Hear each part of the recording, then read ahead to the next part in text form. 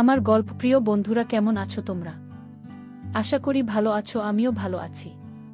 তোমাদের মজা দিতে আমি আরও একটি মজার গল্প নিয়ে এসেছি। গল্পটি শুনলে তোমাদের রড দিয়ে ঝরনার মতো পানি বেরিয়ে আসবে। তো বুঝতেই পারতেছ গল্পটা কেমন ইন্টারেস্টিং হতে চলেছে, তাই দেরি না করে কানে হেডফোন পরে নাও। আর যারা আমার সাথে কথা বলতে চাও বা ইমো নাম্বার পেতে চাও, আমি ভিডিওর মধ্যে নাম্বার দিয়ে দেব, আপনারা ভিডিও কলে আমার সাথে মজা করতে পারবেন। চলো তবে আর দেরি না করে শুরু করা যাক। বিয়ের পরের দিনেই আমার জামাই এসে বলল, আপনার মেয়ে আমাকে খুশি করতে পারছে না, এবং এই কথা বলেই সে আমার মেয়েকে ছেড়ে চলে গেল। এই কথা শুনে আমার যেন মাথায় আকাশ ভেঙে পড়ল। আমি আমার মেয়েকে অনেক নামী ডাক্তারদের কাছে নিয়ে গিয়েছিলাম, কিন্তু সকলেই বললেন ওর শরীরে কোনো ত্রুটি নেই, সবকিছুই স্বাভাবিক। তারপর একদিন আমার মেয়ে আমাকে বলল, মা, আমার এক বন্ধু বলেছে যে একটি মন্দিরের কাছে একজন সাধু বাবা থাকেন, যিনি সব সমস্যার সমাধান করতে পারেন। তাই আমি মেয়েকে নিয়ে সেই সাধুর কাছে গেলাম। সেখানে সাধু বাবা বললেন, একে 7 দিন আমার এখানে থাকতে হবে। আমি আমার জ্ঞানে তৈরি করা বিশেষ তেল ওর শরীরে প্রয়োগ করব, তবেই সমস্যা দূর হবে। তার কথা আমার মেয়ে আমি সেখানে রেখে চলে আসি। কিন্তু আমার মনে অনেক ভয় শুরু হয় মেয়েকে একা রেখে আসার কারণে। তাই আমি মেয়েকে দেখতে সাধু বাবার কাছে যাই। সেখানে গিয়ে যা দেখলাম তাতে আমি অবাক হয়ে গেলাম।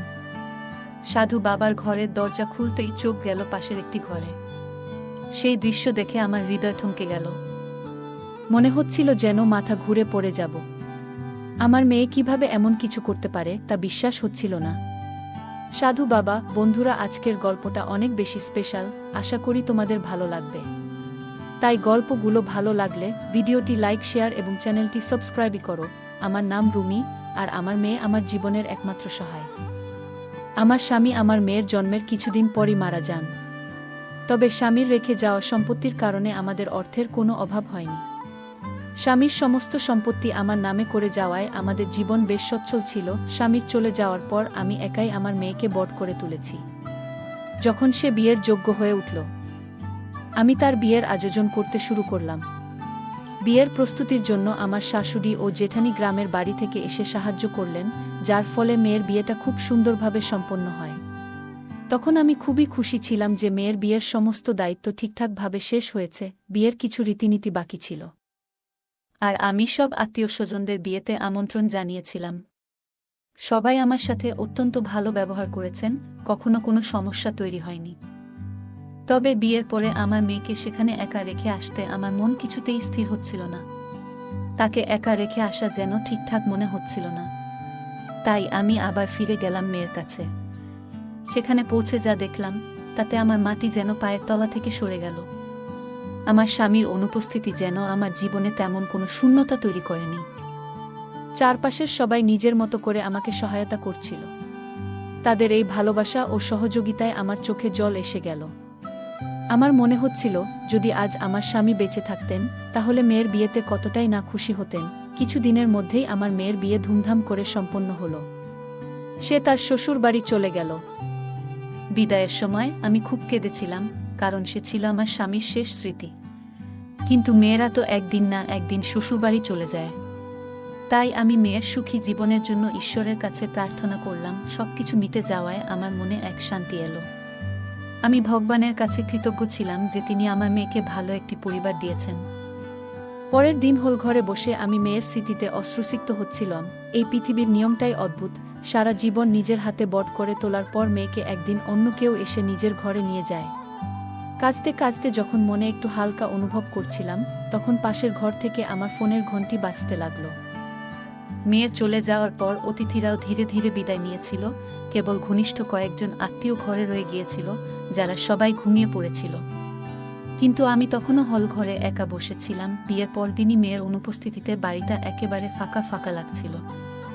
একদিনের মধ্যেই যেন সব বদলে গেছে।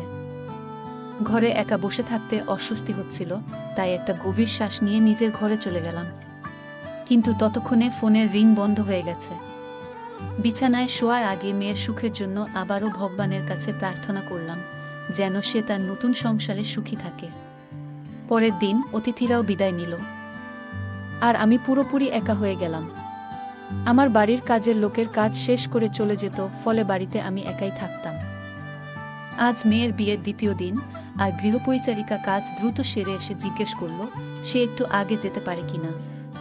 তার কাজ শেষ হয়ে যাওয়ায় তাকে অনুমতি দিলাম। কিছুক্ষণ পরে আমার জামাই মেয়েকে নিয়ে হঠাৎ বাড়িতে চলে এলো।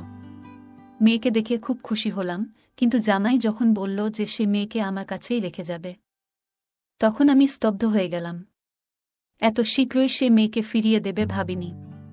মনে হলো হয়তো কোনো রীতি বা অনুষ্ঠান বাকি আছে, তাই তারা এসেছিল। কিন্তু জামাই বলল, আপনার মেয়ে আমাকে খুশি রাখতে পারছে না, তাই আপনি ওকে নিজের কাছেই রাখুন। এই কথা শুনে আমার লজ্জায় মাথা নত হয়ে গেল। কিভাবে কথা বলবো বা কি প্রশ্ন করব তা কিছুই বুঝতে পারছিলাম না। মেয়েও মাথা নিচু করে দাঁড়িয়েছিল। জামাই যখন মেয়েকে রেখে চলে যেতে চাইল, তখন আমি তার হাত ধরে বোঝানোর চেষ্টা করলাম।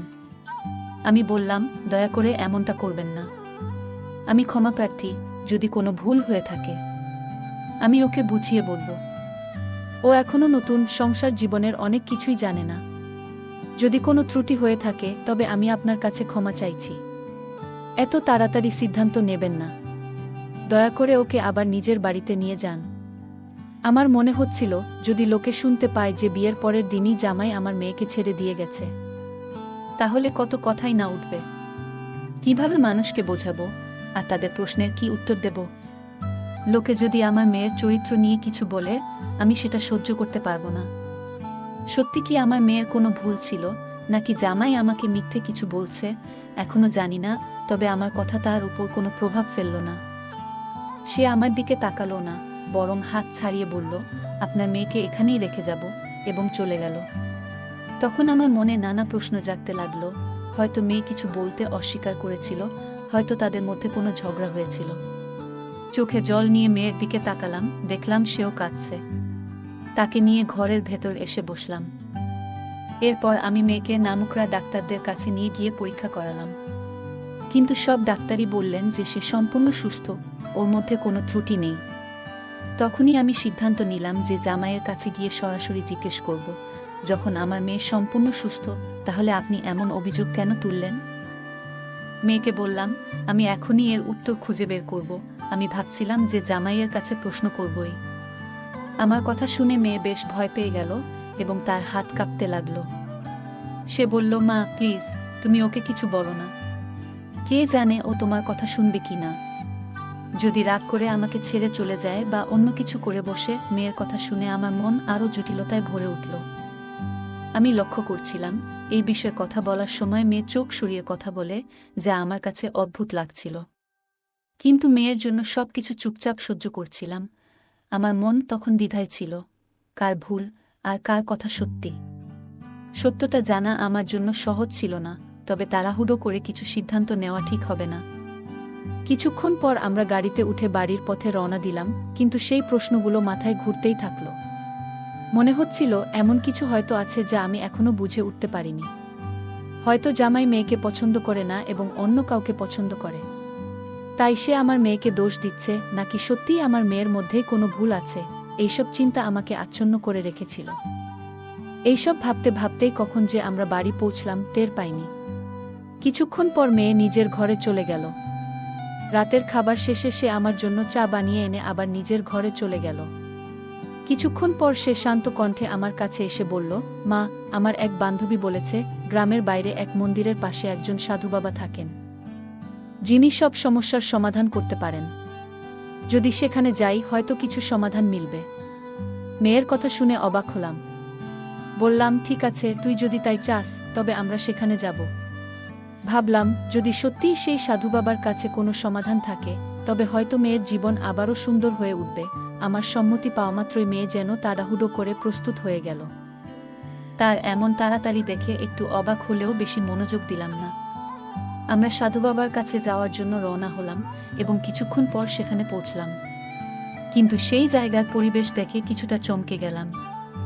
সাধারণত যেখানে সাধু বাবার কাছে ভিড় থাকে সেখানে আজ কেউ নেই। চারপাশে অদ্ভুত নীরবতা আর এক ধরনের অস্বস্তিকর অনুভূতি ছিল।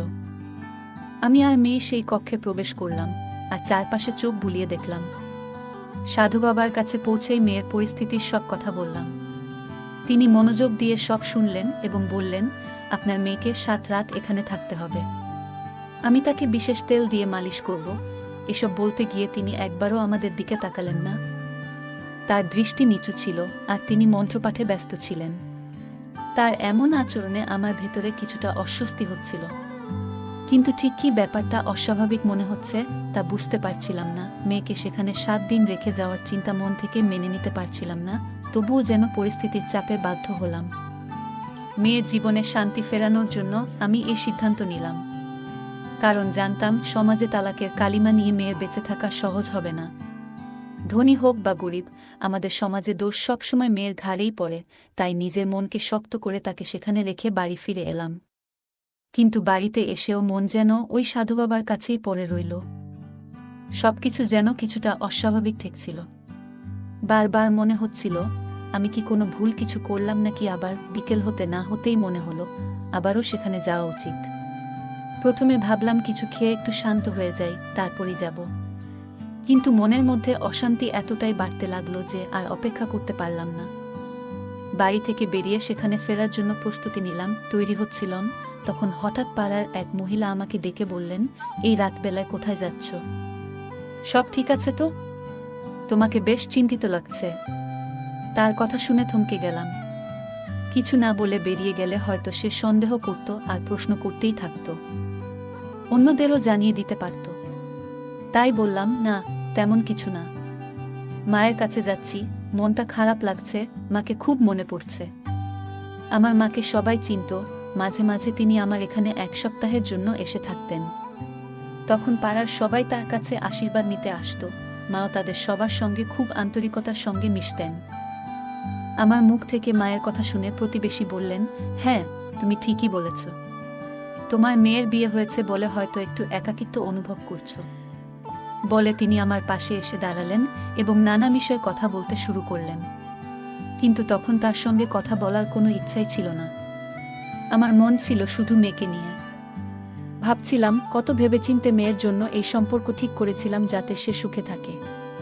কিন্তু কে জানতো এমন পরিস্থিতি তৈরি হবে। প্রতিবেশী তখনও নানা বিষয়ে কথা বলেই যাচ্ছিলেন, কিন্তু আমার মন সেখানে ছিল না।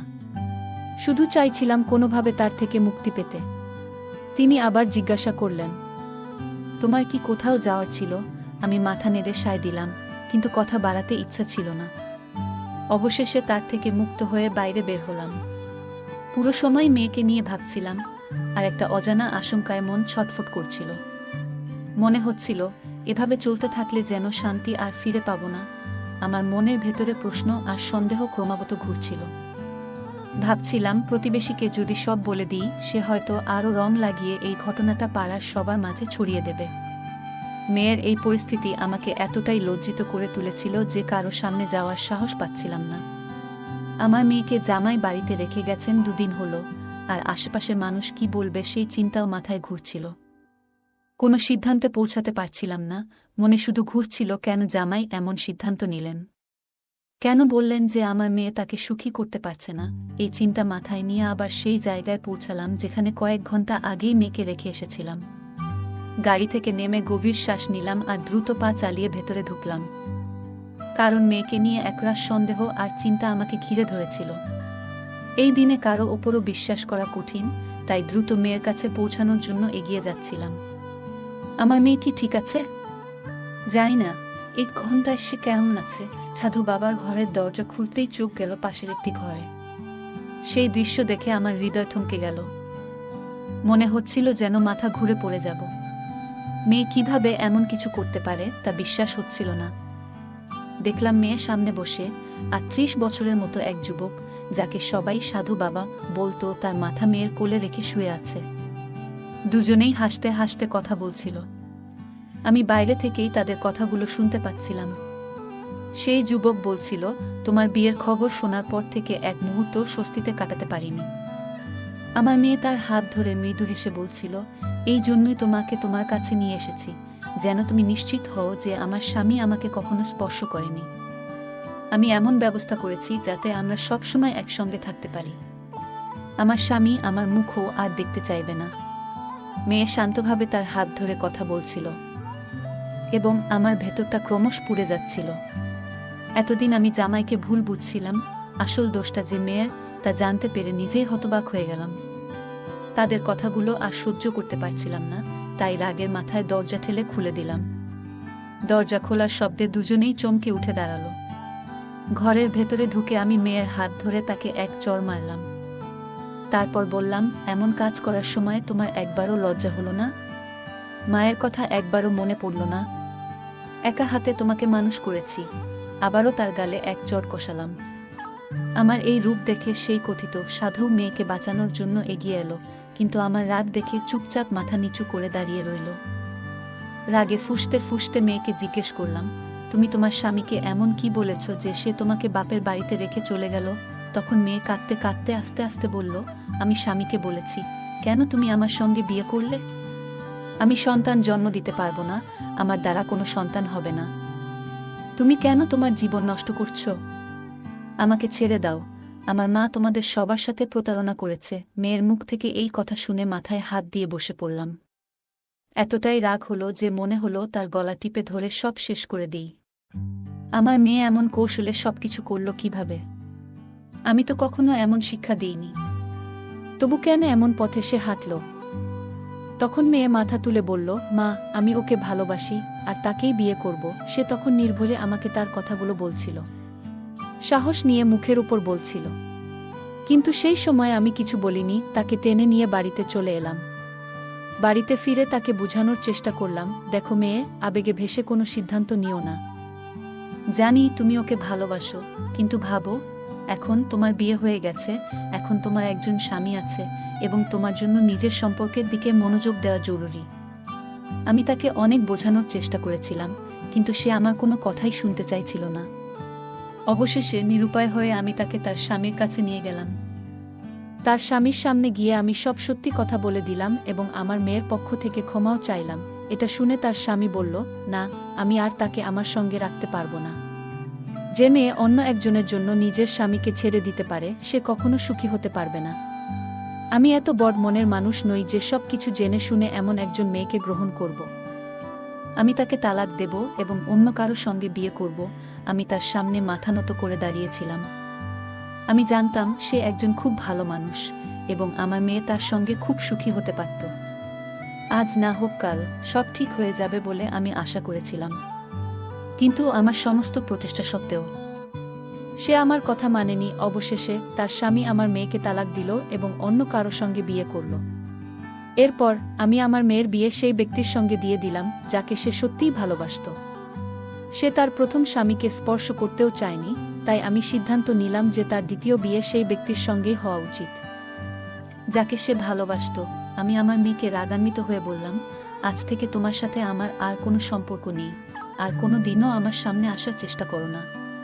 তোমার বাবা চলে যাওয়ার পর আমি একা তোমাকে বড় করেছি। তুমি তখন খুব ছোট ছিলে। চাইলে আমি অন্য কারোর সাথে বিয়ে করে নতুন জীবন শুরু করতে পারতাম, কিন্তু আমি সেটা করিনি। তোমাকে সঠিক শিক্ষা ও ভালো জীবন দেওয়ার চেষ্টা করেছি যাতে তোমার কোনো অভাব না হয়। কিন্তু তার পরিবর্তে তুমি আমাকে কি দিলে? এই কথাগুলো বলে আমি তাকে বাড়ি থেকে বের করে দিলাম। কিভাবে সে এখন বাঁচছে, কেমন আছেন তার স্বামী, এসব নিয়ে আমি আর কোনো খোঁজ খবর রাখিনি।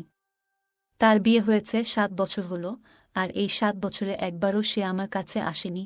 তবে হঠাৎ একদিন সে এসে আমার সামনে দাঁড়ালো এবং বলল, মা, আমি যে মিথ্যা বলেছিলাম যে আমি সন্তান সম্ভবা হতে পারি না, সেটা এখন সত্যি হয়ে গেছে। এই 7 বছরে আমি কখনোই মা হতে পারিনি। এখন শাশুড়ি আমার স্বামীকে অন্য কাউকে বিয়ে করার জন্য বলছেন, কারণ আমি তাকে কখনো বংশের উত্তরাধিকার দিতে পারবো না। এ নিয়ে আমাদের মধ্যে প্রায় ঝগড়া হয়।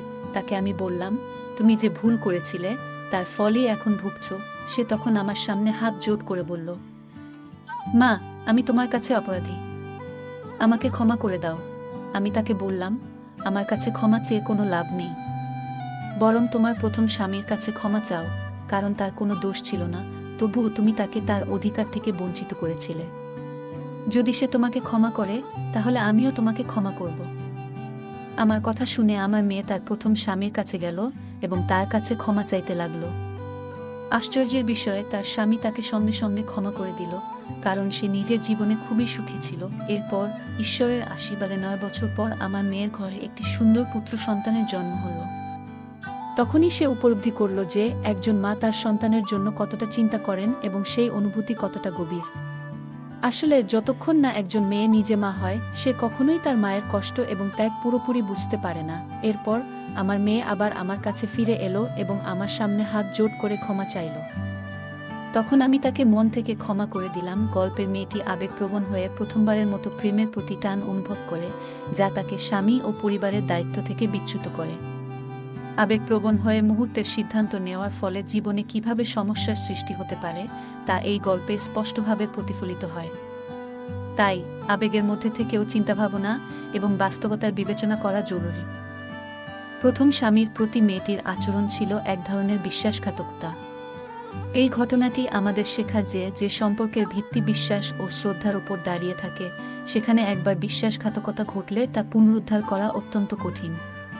এটি বোঝায় যে সঠিক ও আন্তরিক সম্পর্ক বজায় রাখা কতটা গুরুত্বপূর্ণ। মেয়েটির প্রথম স্বামী তাকে ক্ষমা করার মধ্যে যে মহানুভবতা দেখিয়েছিল তা আমাদের শেখায় যে ক্ষমার মাধ্যমে মানসিক শান্তি এবং সুখ পাওয়া যায়। ক্ষমা না করলে মানুষ নিজের মনে দুঃখ ও বিদ্বেষ বহন করে চলে। ক্ষমার শক্তি শুধুমাত্র নিজেকেই নয়, অপরপক্ষকেও শান্তি দিতে পারে। গল্পে মেয়েটির মা তার সন্তানকে সব রকম ত্যাগ স্বীকার করে বট করেছিলেন, কিন্তু মেয়েটি তা তখন উপলব্ধি করেনি। কিন্তু নিজে মা হওয়ার পর সে উপলব্ধি করল একজন মা কিভাবে তার সন্তানের সুখ দুঃখ নিয়ে চিন্তা করেন। এই শিক্ষা আমাদের বোঝায় যে যতক্ষণ না কেউ নিজে সেই অভিজ্ঞতা লাভ করে ততক্ষণ সে অন্যের ত্যাগ ও কষ্ট পুরোপুরি বুঝতে পারে না। গল্পের শেষে মায়ের ক্ষমা এবং মেয়ের সঙ্গে পুনর্মিলন আমাদের শেখায় যে সত্যিকারের ভালোবাসা কখনো দূরত্ব মেনে নেয় না। ভালোবাসা এবং সম্পর্ক যতটা ভেঙে যাক না কেন, সঠিক উপলব্ধি এবং ক্ষমার মাধ্যমে সম্পর্ককে আবারও মজবুত করা সম্ভব। বন্ধুরা, আজকের গল্পটা এখানেই শেষ। আশা করি গল্পটি আপনাদের ভালো লেগেছে। যদি গল্পটি আপনার হৃদয় ছুঁয়ে যায় তাহলে অবশ্যই লাইক করতে ভুলবেন না। আপনার মতামত কমেন্টে জানাতে পারেন এবং আপনার বন্ধুদের সাথে গল্পটি শেয়ার করুন। এমনই আরও মজার এবং আবেগঘন গল্পের জন্য আমাদের চ্যানেলটি সাবস্ক্রাইব করুন এবং বেল আইকন চাপতে ভুলবেন না, যাতে আমাদের কোনো গল্প আপনারা মিস না করেন। আজকের গল্পটি এ পর্যন্ত এতক্ষণ সাথে থাকার জন্য ধন্যবাদ। দেখা হবে পরবর্তী কোনো ভিডিওতে।